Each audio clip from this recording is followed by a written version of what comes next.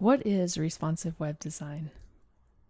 A multitude of different screen sizes exist across phones, phablets, tablets, desktops, game consoles, TVs, and even wearables. Screen sizes are always changing, so it's important that your website can adapt to any screen size today or even in the future. In addition, devices have different features with which we interact with them. For example, some of your visitors will be using a touchscreen. Modern responsive design considers all of these things to optimize the experience for everyone.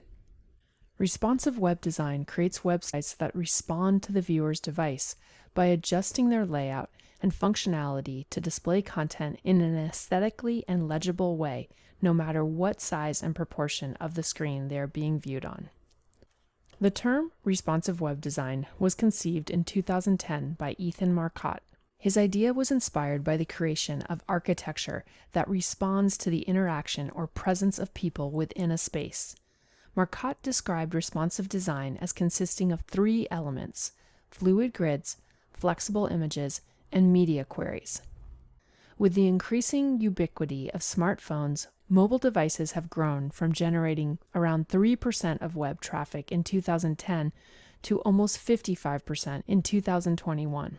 Beyond that, many people are now using mobile as their primary web access, and they expect mobile sites to be seamless and fully functional.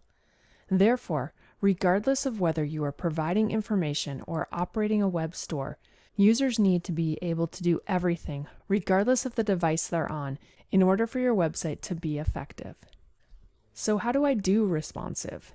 It's hard to understand the nature of responsive design without understanding its technical side. Responsive websites have three defining features: fluid layouts, media queries, and flexible media.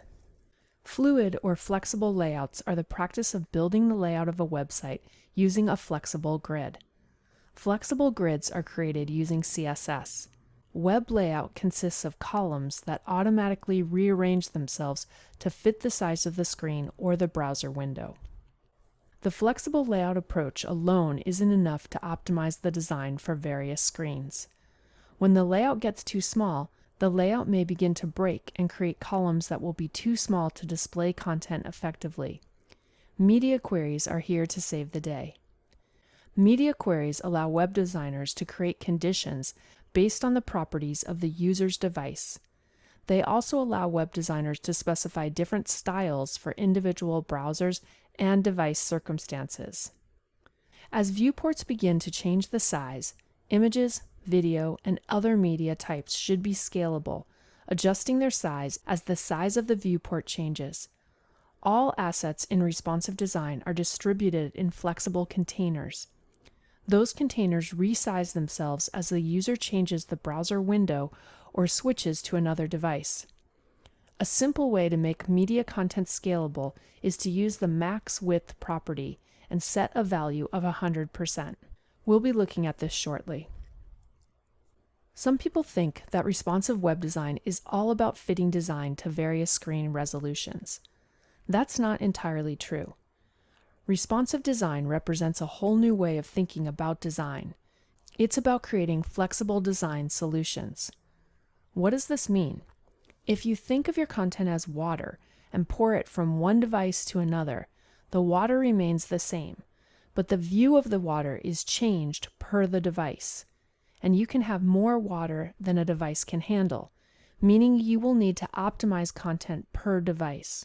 Responsive design is based on the idea of flexible everything.